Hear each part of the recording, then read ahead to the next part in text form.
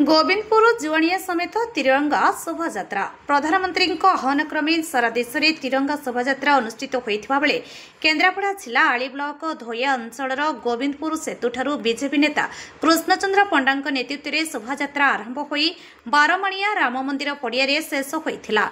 भारतर अखंडता संहति परंपरा को बजाय रखी विकसित भारतर स्वप्न साकार निमित्त एभली महान प्रयास रे दलमत निर्विशेष रे समस्ते भारतीय जोड़ी हेबार एही तिरंगा यात्रा सचेतनता सृष्टि करि पारिछि बोली श्री पंडा कहिसंती।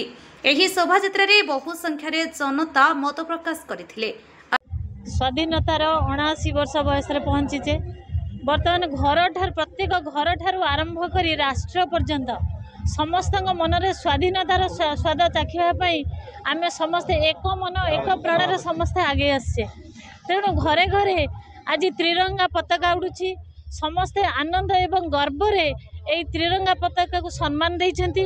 आम देश एक आमर जाति एक आमे मनीष समाज एक कौन सी राष्ट्र आम देश को वर्तमान कौन सी राष्ट्र आम राष्ट्र को डरई पारिबो नै। आमे एकाग्र चित्तर समस्ते एक होई ए सबुर जवाब देवा। भारतर कोण अनुकोण रे प्रत्येक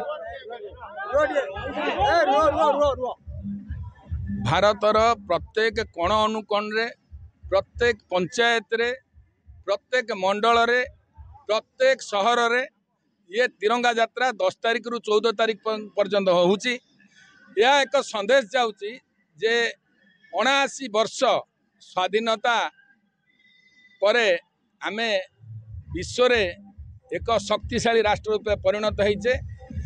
कौन पाई परिणत होइचे ना आमे तिरंगा तले 140 कोटी भारतीय माने एक स्वर रे एक जाति रे एक वर्ण समस्ते एथिरे जाति वर्ण धर्म किछि नाही एथिरे आमे एकत्रित होइचे जे भारत को आगु को नबा पाई एवं विदेशी शक्ति की आमे सूचना दउचु जे आमको केही आक्रमण करि पारिबे नाही। वर्तमान रो भारत सशक्त भारत एथिरे जदि किया कौन सी बाह्य शक्ति आक्रमण करे कई जदि विभाजित करने को चेष्टा करे ताकू आमे केबे क्षमा दबु नाही। कौन सी राष्ट्र यदि आम आक्रमण करे आमे मध्य प्रति आक्रमण करिबु किंबा जदि कौन सी राष्ट्र आमको जदि आम भारतीय मान को मारिबा पई चिंता करे आमे ऑपरेशन सिंदूर बोली घरे पशी मारिबु ये कथा आमे एथिरे सूचना दउचु।